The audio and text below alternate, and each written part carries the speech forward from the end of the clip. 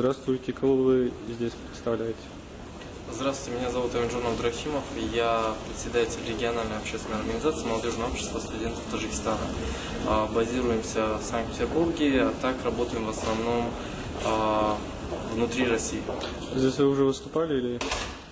Здесь, да, была возможность выступить от имени нашей общественной организации. И, можно сказать, мое выступление было связано с мнением, во-первых, первым делом мы представились сами, намерение о том, что мы хотим развиваться именно по Европе, не только в России. Ну и, конечно же, сказали свое мнение насчет данной ситуации, которая здесь происходит. При том, что вы независимая организация, но вы во всем поддерживали власть. С чем это связано? Я не говорил то, что во всем. Есть моменты, которые действительно мы считаем то, что мы считаем то, что это правильнее. А вы сказали какую-нибудь проблему? Упомянули там? Проблему? Хотя бы одну проблему можете сказать? Нет, проблему не успел упомянуть, потому что проблемы и так здесь поднимаются. Мы, как молодежь, рассматривали большую часть с позитивной стороны, так как если постоянно говорить о плохом. Ну, а если не говорит о проблеме, они сами себе решат? Нет, смотрите, о проблемах говорят. Я же говорю то, что мы на данный момент говорит? Люди, которые здесь выступают, и Например? другие организации.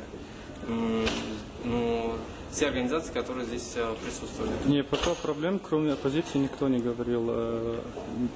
Нет, я вам скажу больше. Тут практически все говорят о проблемах. И проблемы поднимаются абсолютно по всем странам, как я заметил. Не, я имею в виду только Таджикистан. Именно Таджикистан? Да.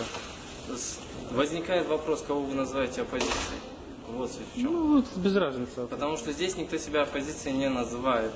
Я вам скажу так, здесь абсолютно разные организации под разными названиями.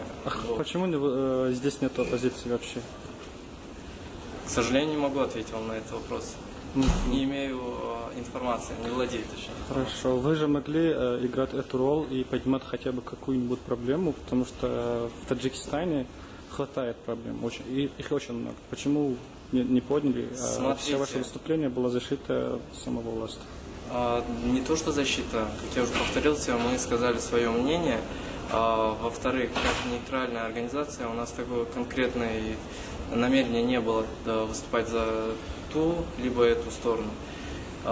Если вопросы возникают именно среди России, тогда я могу поднять. Мы их и так поднимаем и, по сути, сами решаем. А все, что касается вне России на данный момент, пока что не имею... Можете сказать конкретно, какую проблему подняли? Связанную с Россией? Связано с молодежью, да. У нас, например, одна из основных проблем среди некоторой части молодежи, это приезжает действительно молодежь, которая хочет учиться, но не имеет возможности как-то развиваться. Личностный рост, либо у них есть некие проблемы с той же самой учебой, либо же с языковой барьер. А с правовыми проблемами или... С какими? Правовыми.